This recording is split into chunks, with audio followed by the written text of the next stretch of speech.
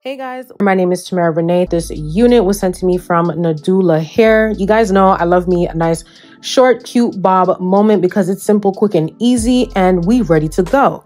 As always, all hair details will be down in the description box below, so if you are interested, please do check that out.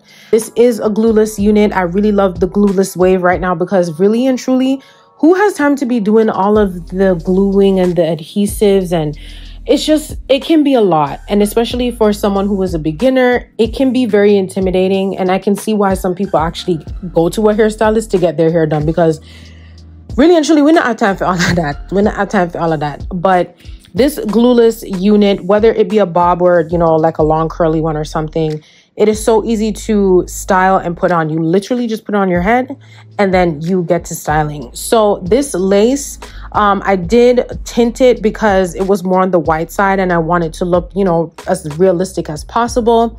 And with styling this unit, guys, there's really not much to it. I applied some wax stick at the top, just used my hot comb to flatten it and just to straighten out those kinks.